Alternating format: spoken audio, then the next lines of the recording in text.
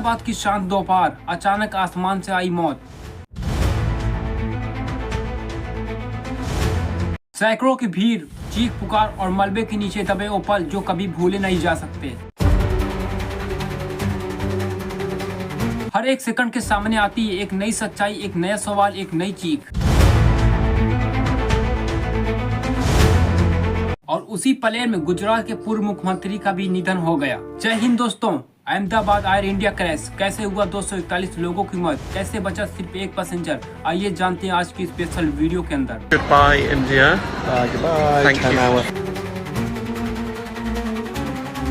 गुजरात के अहमदाबाद से सरदार वल्लभ भाई पटेल एयरपोर्ट से दोपहर 1:38 पर 3000 मीटर वाले रनवे पर एक प्लेन दौड़ लगाता है और ऊपर हवा में उड़ जाता है। और 1:40 ठीक 2 मिनट बाद जैसे वो हवा में उड़ता है 625 फीट ऊंचाई पर पहुंचता है और वापस फिर जमीन की तरफ आने लगता है और एयरपोर्ट के बाहरी इलाके जो राइस इलाका रहता है उसी पर जाकर गिर जाता है और तेज आग और गुबार उड़ जाता है और कुछ ही सेकंडों में पूरा इलाका काले धुएं से घिर जाता है। और जो ये प्लेन था एयर इंडिया प्लेन था और इस प्लेन में 242 लोग बैठे थे और इस प्लेन में अहमदाबाद से लंदन लोग जा रहे थे। अब सवाल उठता है एयर इंडिया सही होते हुए भी ऐसे कैसे इतना बड़ा हादसा हो गया। अब यही प्लेन दिल्ली से अहमदाबाद की ओर सफर कर रही थी और उसी प्लेन में एक पैसेंजर बैठा था। उस पैसेंजर का कहना है कि इस प्लेन की एसी भी ठीक से काम को नहीं कर रही थी। आप लोग सोच सकते हैं जिस प्लेन की एसी भी काम नहीं कर सकती थी उस प्लेन का इंजन का क्या हाल होगा। और इसी प्लेन से गुजरात के पूर्व मुख्यमंत्री अपनी बेटी से मिलने के लिए लंदन जा रहे थे और उनका भी इसी प्लेन में निधन हो गया। और जिस इमारत में प्लेन जाकर गिरा, इमारत की इस तरफ आधे हिस्से थे और इमारत की उस तरफ प्लेन के आधे हिस्से थे और प्लेन के चक्के कुछ इमारत में और कुछ इधर से उधर जाकर गिरे। अभी तक की रिपोर्ट में 6 डॉक्टरों की भी मृत्यु हो गई।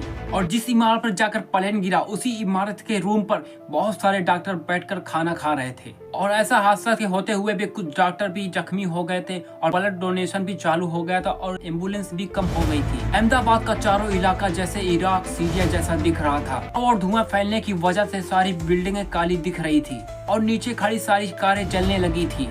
बहुत सारी न्यूज रिपोर्ट के अनुसार बताया जा रहा है कि 241 लोगों की मृत्यु हो गई, सिर्फ एक ही यात्री की जान बची। और सिर्फ कैसे एक यात्री की जान बची और ये सिर्फ 241 लोगों की मृत्यु नहीं हुई है। यह हादसा ऐसा है कि जो भी यात्री प्लेन से अब सफर करेगा उसके दिल में हर एक हादसा का नमूना बना रहेगा। अब फाइनली सवाल उठता है कैसे बचा वो 11A सीट वाला, क्या उसे पहले से ही मालूम था? यह हादसा देखते हुए विमान से कूद गया। बहुत से लोगों का कहना कि इसमें ईश्वर की मेहरबानी थी तभी उसकी जान बच गई।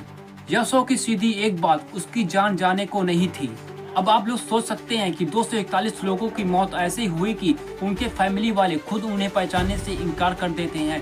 कुछ लोगों का हिस्सा इधर से, कुछ लोगों का हिस्सा इधर से और उनके डीएनए से पहचाना जाता है कि इनकी फैमिली के ये लोग हैं, इनके फैमिली के ये लोग हैं। और Indian prime minister Narendra Modi ji भी शौक जताए हैं। बहुत सी रिपोर्ट के अनुसार बताया जा रहा है कि टाटा ग्रुप हर लोगों को 1-1 करोड़ रुपए देगी। लेकिन अब सवाल उठता है जिम्मेदारी किसकी थी? ये सिर्फ एक हादसा नहीं, ये सिस्टम की असफलता भी है। बहुत सी रिपोर्ट के अनुसार बताया जा रहा है कि दुनिया का सबसे खतरनाक और सबसे पहला हादसा ऐसा हुआ है। आप लोग इस बारे में क्या राय कमेंट सेक्शन में जरूर बताएं और वीडियो पसंद आए तो इस वीडियो को ज्यादा से ज्यादा शेयर करें ताकि हर लोगों को सच्चाई वाली खबर मिल सके। मिलते हैं अगली वीडियो में, तब तक जय हिंद।